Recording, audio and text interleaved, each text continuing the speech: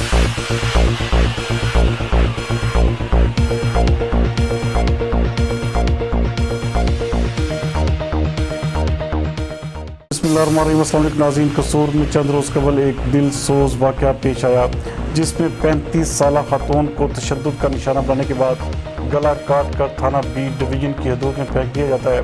हमारे district bureau chief Mohammad Aleem के मुताबिक वर्षा का पता न चलने पर पुलिस लावारस करार देकर अपनी ही मदय्यत में कत्ल का मुकदमा दर्ज करती है और उसे करीबी कब्रिस्तान में दफना देती है और तहकीकात के बाद एक शख्स को गिरफ्तार भी कर लिया जाता है। जबकि आज वर्षा की तरफ से कब्र कुशाई और दर्दनाक एहतजाज के एक तवील सिलसिले के बाद लाश को दोबारा सुपुर्द खाक कर दिया गया। मजीद इस हवाले से देखते हैं मोहम्मद अलीम की ये रिपोर्ट।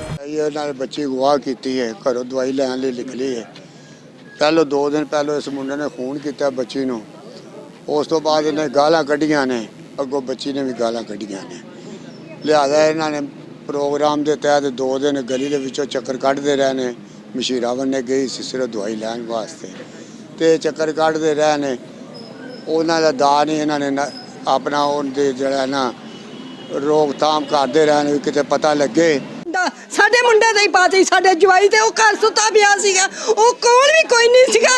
ਇਹਨਾਂ ਦਾ ਬੇੜਾ ਗਰਕ ਹੋ ਜਵੇ, ਇਹ ਕੇਸ ਕਮਜ਼ੋਰ ਕਰਨ ਵਾਸਤੇ ਇਹਨਾਂ ਨੇ ਸਾਰੀ ਚਾਲ ਚੱਲੀ ਆ। ਇਹਨਾਂ ਨੇ ਚਾਲ ਚੱਲੀ ਆ, ਉਹ ਛੋਟੇ ਛੋਟੇ ਬੱਚੇ ਇਹਨਾਂ ਨੇ ਕਿਹਾ ਇਹਨਾਂ ਦਾ ਜਵਾਈ ਤੇ ਪਾਵਾਂ ਮੈਂ।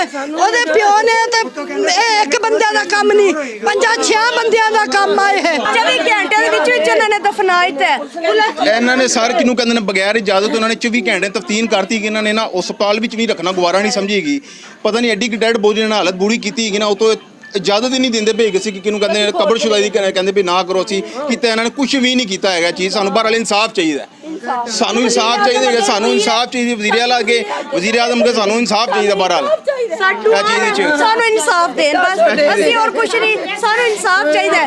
ਪੁਲਿਸ ਵਾਲਾ ਕਹਿੰਦਾ ਬੀਬੀ ਐਸਐਚਓ